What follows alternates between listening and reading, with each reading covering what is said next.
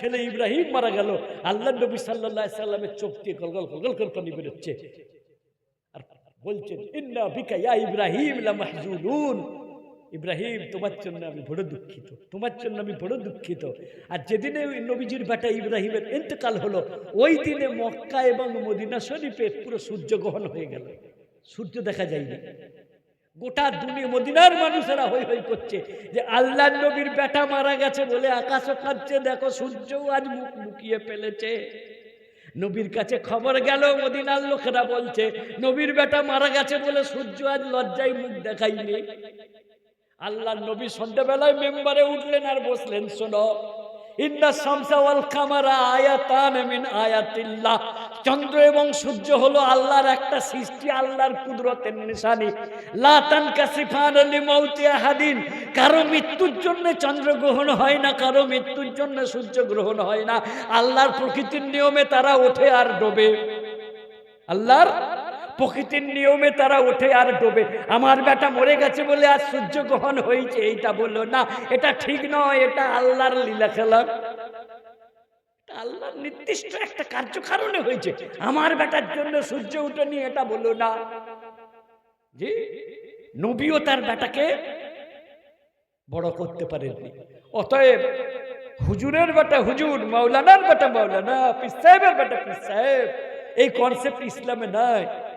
Doctor Bidhanchandra রায় পৃথিবীর সেরা 7 জন ডাক্তারের মধ্যে একজন ছিল, তার বেটা ডাক্তারি পড়েনি, আমরা তার কাছে কেউ চিকিৎসা করাইনি ওই জন্য। কেন? সে ডাক্তার হয়নি, সে উকিল হয়েছে। ধরুন আমরা কি তার কাছে চিকিৎসা করাবো? সে ডাক্তার নয়, সে বাপের কাছে পানি নেড়ে নেড়ে নেড়ে একটু হাতুড়ে চিকিৎসা করেছে, আমরা তার কাছে যাব না। কেন? তুমি ডাক্তারের বেটা হতে পারো, তুমি MBBS নাও, তুমি MD নাও, তুমি FRCS নাও, তুমি MCS নাও, তাহলে আমি তোমার কাছে কেন যাব? তুমি, তোমার বাপ ডাক্তার তো আমার কি, তুমি তো ডাক্তার নাও। আমরা রুগী দেখাতে গেলে ডাক্তার খুঁজি না ডাক্তারের বেটা খুঁজি? ডাক্তারের নাতি পুতির কাছে চিকিৎসা করাই আমরা, না ডাক্তার বাবুর কাছে নিয়ে যাই? তাহলে আগে দেখবেন আমি যাকে মানবো, যাকে ফলো করব, যার কাছে মশলা নেবো, যাকে দিনদার আমার গাইড বলে মনে করব, তার বাপ ডাক্তার ছিল না, সে নিজে ডাক্তারি পড়েছে, তিনি নিজে মাওলানা, মুফতি, আলেম, হাফেজ, পরহেজগার কিনা। শুধু মাওলানা মুফতি হলেও হবে না, পরহেজগারিতা নিয়ে চলেন কিনা, জি, হারাম হালাল বেঁচে চলেন কিনা, হ্যাঁ, বেটার বিয়েতে গোপনে টাকা নিয়েছেন কিনা, যদি লাই তার পেছনে নামাজ পড়বেন না। বুঝে আসছে? মৌলানা সাহেবই বা হলো, মুফতি সাহেবই বা হলো, যদি গোপনে বেটার বিয়েতে ডিমান্ড করে টাকা লাই, তার পেছনে নামাজ হবে না, তাকে বের করতে দেবেন, তাকে মসজিদে রাখবেন না। কেন? ও হারাম হারার বুঝে না, তোর পেছনে নামাজ কি হবে? আমার বন্ধুরা, হযরতে নূহ নবী বলবে আমি আল্লাহকে বলতে পারবো না, আল্লাহ আজকে বিচার শুরু করে দেন। কেন? আল্লাহ বলবে তুমি কেন অভিশাপ দিয়ে গোটা পৃথিবীকে ডুবিয়ে দিলে, তোমার বিচার আগে হবে। বলে তাহলে কার কাছে যাবি রে? বলবে ইব্রাহিম নবীর কাছে চ। ইব্রাহিম নবীকে আল্লাহ বলতেন তুমি খলিলুল্লাহ, তুমি আল্লাহর বন্ধু, তুমি আল্লাহর দোস্ত। খলিল মানে মনের বন্ধু, বুজুম ফ্রেন্ড, অন্তরঙ্গ বন্ধু। চলো ইব্রাহিম নবীর কাছে, ইব্রাহিমকে বলবো আপনি আল্লাহকে বলুন গো ইব্রাহিম নবী আলাইহিস সালাম, আল্লাহ যেন বিচার আরম্ভ করে দেয়। ইব্রাহিম নবী বলবেন সালাসু কাযিবাতিন কাযাবতুহা, জীবনে 3টা মিথ্যা কথা বলেছিলাম, আমি আল্লাহর কাছে যাব না। আর আমরা জীবনে 1টা 2টো সত্য ছাড়া বাকি সত্য বলি না। আমার এক পরিচিত লোক আছে, বুঝলেন, তার শ্বশুর একদিন বলছে আমার জামাই না সারাদিনে একটি সত্য কথা বলে, তাছাড়া সত্য বলে না। আমি বলি কোনটি সত্য বলে? বলে তার বাপের নাম কেউ জিজ্ঞেস করলে ওইটি সত্য বলে, উপায় থাকে না, না হলে ওটাও মিথ্যা বলে দিত। কেউ যদি জিজ্ঞেস করে তোর বাপের নাম কি, তখন বলে অমুক গায়েন আমার বাপের নাম। উপায় থাকা থাকে আমার জামাই সত্য কথা বলে না, যদি উপায় থাকতো ওইটাও বলে দিত অন্য কারো নাম। নবী যে বলছেন আমি জীবনে 3টা মিথ্যা কথা বলেছি, ইব্রাহিম আলাইহিস সালাম বলছেন মিথ্যা নয়, কিন্তু আপাত দৃষ্টিতে মিথ্যা। বুখারী শরীফের লম্বা ওয়াকিয়া ঘটনা, ইব্রাহিম নবীকে যখন সবাই যেয়ে বলছে চলো আজ মেলা লেগেছে, মেলা দেখতে যাব, মেলা লেগেছে, মেলা দেখতে যাব। আমরা যারা মেলায় যাই তারা ফতোয়াটা ভালো করে শুনে নাও। যদি শিল্প মেলা হয়, যদি বাণিজ্য মেলা হয়, যদি পাখি মেলা হয়, যদি ফুল মেলা হয়, তাহলে যাওয়া যায়। কথা বুঝে আসছে? ক্লিয়ার না ক্লিয়ার নয়? যদি বাণিজ্যিক মেলা হয়, ব্যবসায়িক মেলা হয়, শিল্প মেলা হয়, পুষ্প মেলা হয়, পাখি মেলা হয়, সব মেলায় যাওয়া যায়। আর যদি ভবানী মেলা হয়, বিপত্তারিণী মেলা হয়, নর্মদা মেলা হয়, বুঝতে পারছেন তার মানে কি? ওই মেলায় যাওয়া যাবে না, বাকি মেলায় যাওয়া যাবে। যে পৌরসভা একটা মেলা করেছে, কিসের মেলা? কোনো পুজো টুজোর মেলা নয়, শুধু কেনা বেচার মেলা, পুষ্প মেলা, শিল্প মেলা, বাণিজ্য মেলা, কৃষি মেলা। কৃষি মেলা দেখেছেন? একটা একটা মূল্য নিয়েছে 12 হাত করে লম্বা, একটা বাঁধাকপি নিয়েছে 22 কেজি ওজন, একটা কুমড়ো নিয়েছে 52 কেজি ওজন, এর নাম কৃষি মেলা।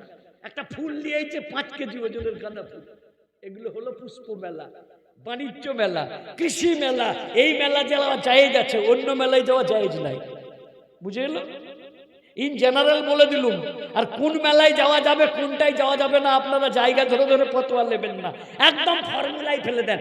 বেচা কেনার মেলা, বাণিজ্যিক মেলা যাওয়াই যাবে।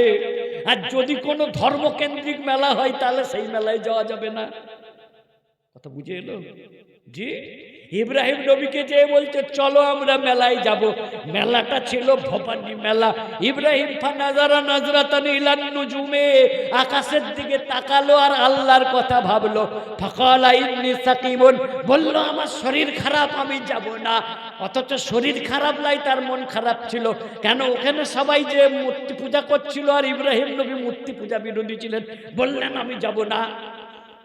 এই তোমরা কথা বললো না রাইহান, তোমরা এত কথা বললো ডিস্টার্ব হবে তো। বললো ওই মেলায় যাব না, আমার শরীর খারাপ। আসলে তার শরীর খারাপ ছিল না, কিন্তু বর্তমান যুগে সায়েন্স বলছে মন খারাপও একটা বিরাট বড় অসুখ। বুঝতে পারছেন? রাজার অসুখ, রাজার অসুখ গল্প পড়েছেন? কারো যদি মাথায় ঢুকে যায় যে আমার শরীর খারাপ, কেউ ভালো করতে পারবে না তাকে, পৃথিবীর সব ডাক্তার আলা হয়ে যাবে। হ্যাঁ, কেউ যদি বলে দেয় তোমার বন্ধুর করোনা হইল, ও তখন 8 দিন ওর জ্বর এসছে, যে আমি তো ওর সাথে বসে একসাথে এক দোকানে চা খেয়েছিলাম, এক টেবিলে বসে দুজনে এক কলম নিয়ে লেখালেখি করেছিল, আমার বন্ধুর যখন করোনা হয়েছে তাহলে আমারও হয়েছে, প্রতিদিন জ্বর আসছে তার। 10 দিন পরে ওর বন্ধুকে নিয়ে যে সোয়াব টেস্ট করে বললো না ওর পজিটিভ হয়নি, সন্ধ্যেবেলায় এর জ্বর পালিয়ে গেল। বলছে ওর যখন হয়নি তাহলে আমারও হয়নি। এটাকে বলে মানসিক রোগ, এটাকে বলে মানসিক ব্যাধি, মনের রোগ। ইব্রাহিম নবীর কোনো জ্বর হয়নি, কিন্তু মনোবেদনা, মনকষ্ট হচ্ছিল। আমি ওই মেলায় যাব না, গায়ের লোক যে ওখানে টপাটপ সিজদা করছে, মাটির পুতুলকে আমি সিজদা করব না, মাটির পুতুলকে আমি সিজদা করব না। তাই উনি এড়িয়ে যাওয়ার জন্য বললেন ইন্নী সাকিবুন। দেখুন, ডাইরেক্ট বললেন না, ডাইরেক্ট বললেন না। এটা আমরা একটা কৌশল কি বুঝতে পারলাম বলুন তো? সব কথা সব জায়গায় ডাইরেক্ট বলার প্রয়োজন হয় না, প্রয়োজন হয়। হ্যাঁ, আমি যদি আমার কোনো বন্ধুকে নিমন্ত্রণ না দিই, আমার বন্ধুর নাম বিমল ঘোষ, শুভঙ্কর ভৌমিক, আমি তাকে যদি বলি এই আজকে 10টার সময় আমার বাড়িতে গরু কুরবানি হবে, তোকে নিমন্ত্রণ না করলো, ও কি বলবে? এই তোদের গরু কুরবানি হবে, আমি যাব না, এই কথাটাও বলবে না। আমি বিজি থাকবো রে, আমার আর যাওয়া হবে না, এটা বলবে না? বলবে না? ডাইরেক্ট এটা বলবে না, তোদের তো আজ গরু হবে না, আমার ওটা চলে না, তোদের বাড়ি আর যাবো না, ওটা বলবে ও? না, বলবে না। ও একটা হিকমতের জবাব দেবে, সৌজন্যতার জবাব দেবে। এই জানো তো আমার বউকে আজকে না ডাক্তার দেখাতে নিয়ে যাব, বা আমার না আজকে চুলদাড়ি কাটা, আমার আজ ফুরসত হবে না, আমি আজ বিরাট বিজি আছি, আজকে যাবো না, অন্য একদিন তোমার বাড়িতে যে আমি শরবত টরবত সিমাই টিমাই খেয়ে আসবো। কিন্তু যেদিনে গরু জবাই হবে ও কৌশল সেদিনে আসবে না, আর আসা উচিত নয়। উচিত? আমার বিমলকে নিমন্ত্রণ করা উচিত নয়, উচিত? আমি যদি শুভঙ্কর ভৌমিককে বলি শুভঙ্কর আজকে আমার বাড়িতে একটা 1.5 কুইন্টালের গরু জবাই হবে, তুমি আসবে, আর গরুটা ঠ্যাংটা ধরে একটা সেলফি তুলে চলে যাবে, আমার ডাকা উচিত হবে না? ওর গায়ের লোকের মেরে চামড়া তুলে দেবে, দেবে না দেবে না? আমার ডাকা অন্যায় হবে। কেন? আমি জানি ও গরু খায় না, ওর ধর্মে গরু খাওয়া নিষেধ, তাহলে আমার ডাকাটা মানে ওকে অপদস্থ করা। এই জ্ঞানটা আমার থাকতে হবে না? হবে না? ও আমার বন্ধু, কিন্তু আমার ধর্মে যেমন শুয়োর খাওয়া নিষেধ, ও যদি কোনোদিন আমাকে বলে আমার বাড়িতে শুয়োর বলি দেওয়া হচ্ছে, বাকি বিল্লাহ তুমি এসে বলবে একটা শুয়োর বলি দিচ্ছিস, আমি তাও বলবো না, বলবো আমার সময় হবে নিজা, আমিও বলে এড়িয়ে যাবো, যাবো না যাবো নি? কি গো একানা বেকানা কথা আছে না নেই গো? হ্যাঁ, আই এম বিজি, আমি যেতে পারবো না। আমি আর মনে মনে ভাবছি না তোর বাড়িতে আর শুয়োর কাটা হবে বললে আমি যাবো না। আমি ওটা মনে মনে জানছি, কিন্তু আমি ওকে মুখে বলবো না। কেন? আমার ধর্মে শুয়োর নিষেধ, যেখানে শুয়োর কাটা হবে আমি যাব না। তোমার ধর্মে গরু কাটার নিষেধ, তোমার যেখানে নিষেধ তুমি সেখানে আসবে না। তোমাকে ডাকলে আমার অসামাজিক কাজ হবে। কি হবে? অসামাজিক কাজ হবে। একটা গল্প বলবো আপনাদেরকে, হাদিস তো বলছি যে একজন হাসির দম ফাটানো হাসির রাজা বাঙালি লেখক ছিলেন, তার নাম শিবরাম চক্রবর্তী। কি নাম? শিবরাম চক্রবর্তী। এখানে বিএ পাস যারা রয়েছেন, ম্যাট্রিক পাস যারা রয়েছেন, তারা সবাই চিনেন। শিবরাম চক্রবর্তীর গল্প পড়লে পারাই হাসি লাগবে। মজার মজা, অদ্ভুত অদ্ভুত গল্প লিখেছেন। একটা ছেলে ক্লাস 8-এ পড়ে, অ্যানুয়াল পরীক্ষায় ইংরেজি পরীক্ষার দিনে একটা প্রশ্নও তার কি পড়েনি, সাজেশন মোতাবেক পড়েনি। সে কিছুই লিখতে পারবে না। সে কি করবে? কিছুই লিখতে পারছে না। কি করেছে জানেন? দেখছে সাদা খাতা জমা দিলে তো স্যার সব খাতা কেটে দেবে। কি করে দেবে? লাল পেন দিয়ে এটাকে কি বলে গো, খাতা কাটা, ঢেরা চিহ্ন দিয়ে দেবে। ওই জন্য কি করেছে জানেন? খুব বুদ্ধিমান ছেলে, প্রত্যেকটা সাদা পাতায় একটা করে গরুর ছবি এঁকে দিয়েছে। কি করেছে? একটা করে বড় গরুর ছবি লিখে দিয়েছে, দিয়ে নিচে লিখে দিচ্ছে গাই हमारा माता है इंग्रेजी नहीं आता है, गाय हमारा माता है इंग्रेजी नहीं आता है। প্রত্যেকটা পাতায় ছবি আঁকছে আর গরুর ছবি, আর নিচে লিখে দিচ্ছে গাই हमारा माता है इंग्लिश नहीं आता है। লাস্ট পৃষ্ঠায় লিখছে স্যার গরুর ছবি কাটলে পাপ হবে, আপনি ব্রাহ্মণের ছেলে গরু কাটবেন না। হ্যাঁ, খাতা এমনি করে কাটতে হবে। ব্রাহ্মণ মাস্টার আর ভয়ে খাতা কাটেনি। বলছে স্যার গরু কাটলে পাপ হবে, আপনি আমার খাতা কাটবেন না। সে ভয়ে আর খাতা কাটেনি, এমনি করে কেটে তবেই তো তাকে 000 দিতে হবে। সে খাতা আর ভয়ে কাটেনি। এসে বলছে আরে কি বিটকেল ছেলে রে, নাই এই যে একটা ছেলে, সে সমস্ত খাতাতে গরুর ছবি এঁকেছে আর সে লিখেছে কি গাই हमारा माता है इंग्लिश नहीं आता है, আর লাস্টের পিছনে লিখছে স্যার গরু কাটলে পাপ হবে। সে খাতা আর কাটেনি। লাস্টে একজন যখন ক্লাসরুমে বলেছে, স্টাফ রুমে, যে ওরে একটা ছেলে এইরকম করেছে, একজন মাস্টার ছিল, সে ওসব মানত না ধর্ম টর্ম, সে একটু কমিউনিস্ট টাইপের, সে নাস্তিক টাইপের। বলছে খাতাটা আমাকে দাও। সে খাতাটা নিয়ে বেশ সুন্দর করে কেটেছে, ঢেরা পাটা কেটে দিয়েছে। কেটে দিয়ে সে যে কবিতা লিখেছে গাই हमारा माता है इंग्रेजी नहीं आता है, তার পাশে ওই স্যার লিখে দিয়েছে বলদ हमारा बाप है, বলদ हमारा बाप है, नंबर देना पाप है। বুঝে এসছে? বলদ हमारा बाप है, বলদ মানে হেলে গরু, এড়ে গরু। বলদ हमारा बाप है, तुमको नंबर देना पाप है, তাই তোকে নাম্বার দিলুম নি, নাম্বার দিলে পাপ হবে। যেমন মাস্টার তেমন ছাত্র, যেমন ছাত্র তার তেমন মাস্টার। বুঝলেন? সম্মানিত বন্ধুরা, হযরত ইব্রাহিম আলাইহিস সালাতু ওয়াস সালাম ডাইরেক্ট বলতেন না যে তোমরা গায়ের লোকেরা কি সব করবে, আমার ওতে মত নাই, আমি যাব না। বলছে ইন্নী সাকিমুন, আমার শরীর খারাপ, আমার জ্বর হয়েছে, আমি যাব না। আবার পানিটা দেন ভাই। যাদের এখনো খাওয়া দাওয়া হয়নি তারা একটু খেয়ে নেন। জি, ওদেরও তো দায়িত্ব আছে, হাঁড়ির কাজটা শেষ করে দেবে 11টার মধ্যে।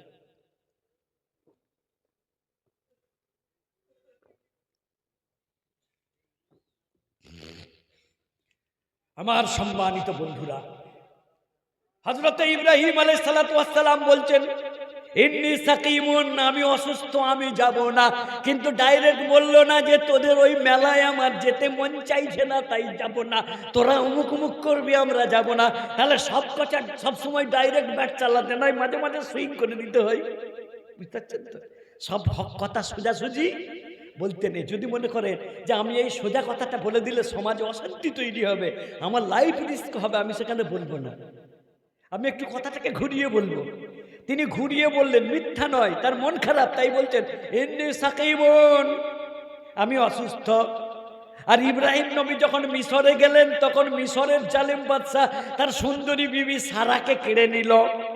সারাকে কেড়ে নিয়ে বলছে, ইব্রাহিম সারা তোমার কে? যদি বলে ওটা আমার বিবি, মিশরের জালিম বাদশার নিয়ম ছিল যদি স্বামী হয় তাকে মেরে ফেলবে, তার বউটা দখল করে নেবে।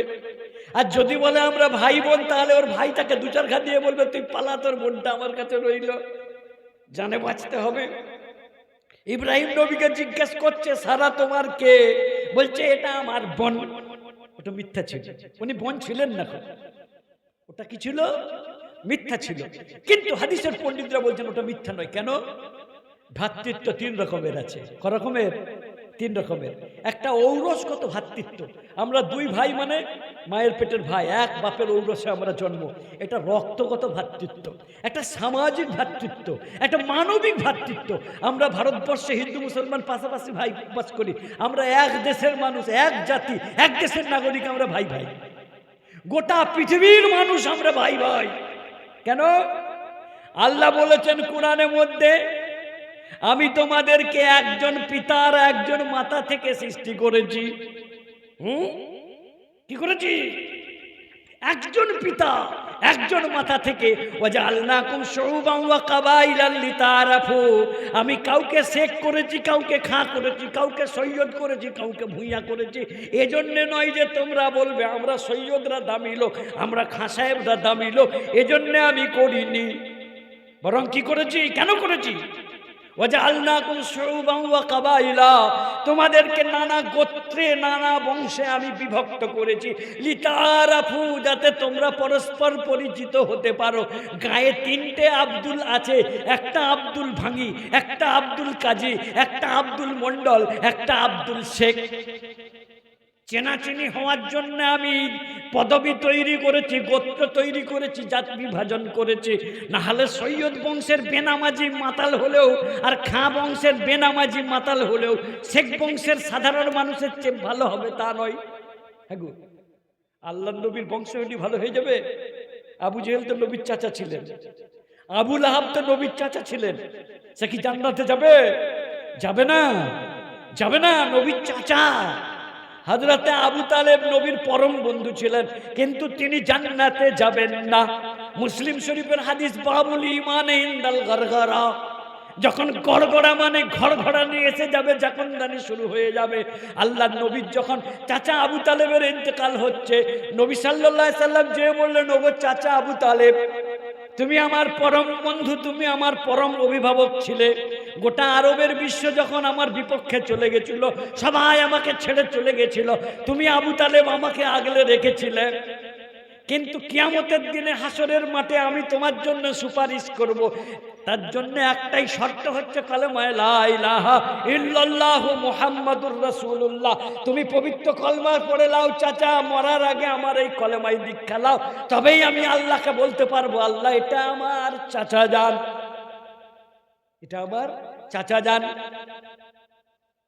হযরত আবু তালেব বললেন, ভাইজা, ভাতিজা, ওগো ভাইপো মুহাম্মদ সাল্লাল্লাহু আলাইহি ওয়াসাল্লাম, তুমি আল্লাহর নবী, তুমি সত্য নবী, এটা আজ নয়। তোমার যখন 12 বছর বয়স আমি তখন থেকেই জানতাম। বলি সুবহানাল্লাহ। পৃথিবীতে একটা গাছ এখনো বেঁচে আছে, যে গাছটার বয়স 1400 বছর। কত বছর বয়স? 1400 বছর। তাকে সাহাবী গাছ বলা হয়। জর্ডান, আরবি নাম উর্দুন, ইংলিশ নাম জর্ডন। জর্ডনের বাদশাহ সেই গাছটাকে ঘিরে দিয়ে রেখে দিয়েছে সাহাবী ট্রি বলে। বর্তমান পৃথিবীর সবচেয়ে বড় মুফতি, যার পায়ের ধুলোও আমরা নয়, যার জুতো আমাদের চেয়ে আল্লাহর কাছে বেশি দামি, তিনি হলেন শেখুল ইসলাম মুফতি জাস্টিস তাকি উসমানী সাহেব। শেখুল ইসলাম, শেখুল আরব ওয়াল আজমে, যিনি অনর্গল আরবিতে বক্তৃতা করেন, আরবিতে কিতাব লিখেন, অথচ মানুষটা কিন্তু পাকিস্তানের। আরবের মানুষরা যার কাছে হাঁটু মুড়ে বসেন এলেম নেওয়ার জন্য। গোটা পৃথিবীর, বর্তমান পৃথিবীর সবচেয়ে বড় ইসলামিক স্কলার হলেন মুফতি জাস্টিস তাকি উসমানী। উনি বলছেন, আমি 8টা লক্ষণ পেয়েছি যার দ্বারা আমি বুঝতে পেরেছি এই গাছটা কিন্তু সাহাবী গাছ, সেই গাছ যেটা নবী পাক সাল্লাল্লাহু আলাইহি সাল্লামকে ছায়া দান করেছিল। যখন নবী পাক সাল্লাল্লাহু আলাইহি সাল্লাম তার চাচা আবু তালেবের সাথে 12 বছর বয়সে সিরিয়ায় যাচ্ছিলেন ব্যবসা করার জন্য। সিরিয়া মানে যেই সিরিয়ায় এখন লড়াই চলছে, কিসের লড়াই? সিরিয়ার বাদশা হলো শিয়া আর জনগণ হলো সুন্নি। জনগণ হলো সুন্নি।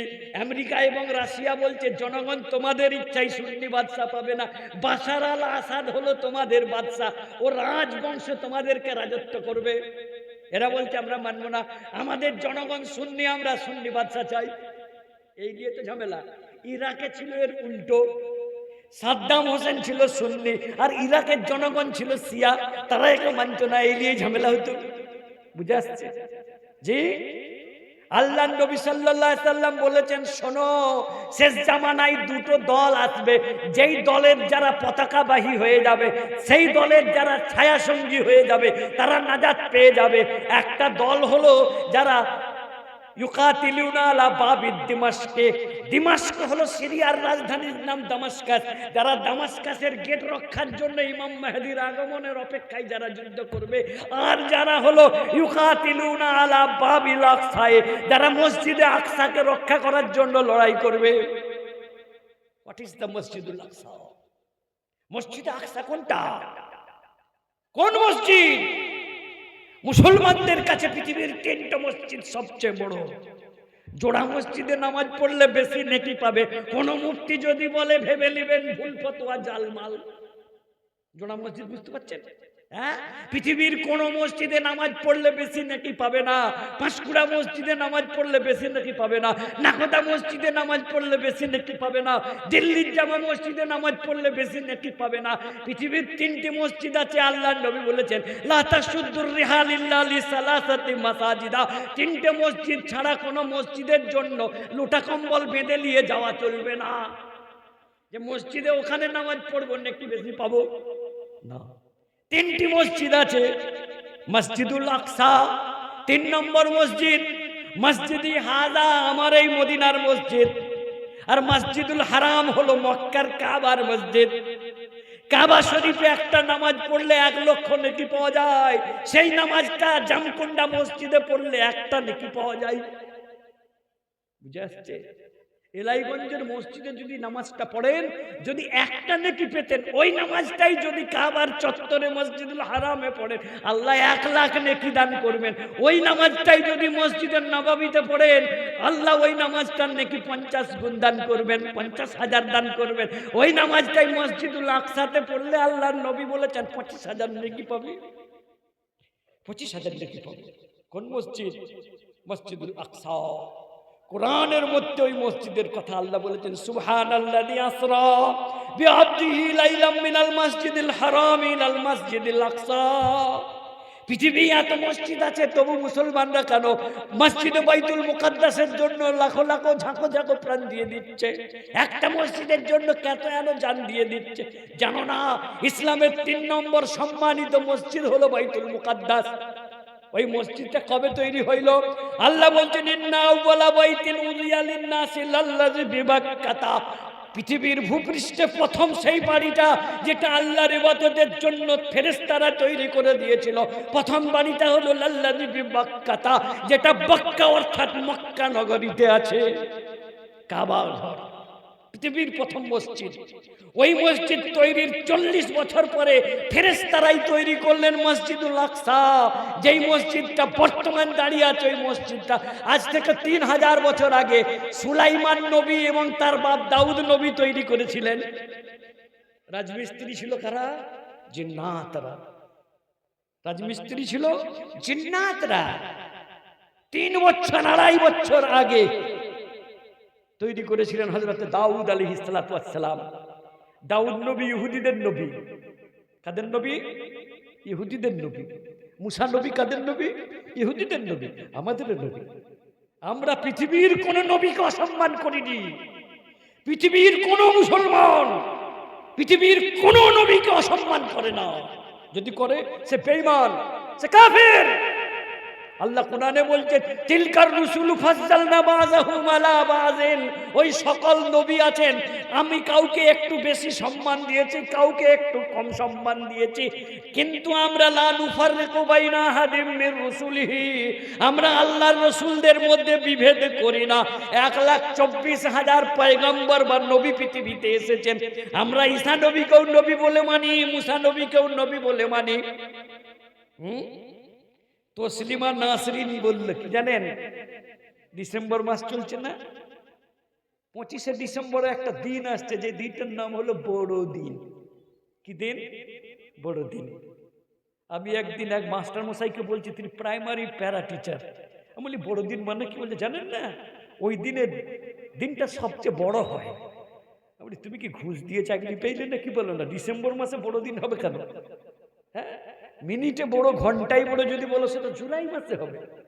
বছরের সবচেয়ে বড় দিন কোন মাসে হবে? জুলাই মাসে হবে। অপসুর হবে, অনুসুর হবে। আমি একটু একটু ভূগোল পড়েছি, তুমি কি মাস্টারি করছো? হ্যাঁ, বলছে এই দিনটা বড় নয়, এমনই মাপে বড়। 5টা বেজে 3 মিনিটে সূর্য ডুবে যাচ্ছে, কোথায় 6:30টায় সূর্য ডুবে, দিন ছোট হয়ে গেছে তো, ছোট হয়নি। হ্যাঁ, মগরেব হতো 6:32, মগরেব হচ্ছে 5টা 3 মিনিটে, তাহলে 1.5 ঘন্টা দিন ছোট হয়ে গেছে, দিন বড় কি করে হলো? বলছে না, এটা বড় দিন। কিসের বড়? বলছে এটা মাপে বড় নয়, ডিউরেশনে বড় নয়। কিসে বড়? বলছে মাহাত্ম্যে বড়, মর্যাদায় বড়। কিসের মর্যাদা রে? বলছে আজকে যিশু খ্রিস্টের জন্মেছিল, ঈসা নবী জন্মেছিল, তাই আমরা গোটা পৃথিবীর খ্রিস্টানরা আজকে নবীর জন্মদিন পালন করছি। কোন নবীর?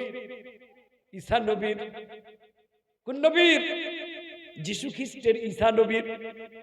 হ্যাঁ, গোটা পৃথিবীর খ্রিস্টান পাস করে, পালন করে। পৃথিবীতে খ্রিস্টান কত আছে? 250 কোটি। ভারতে খ্রিস্টান কত আছে? 1 কোটি। খুব জোর।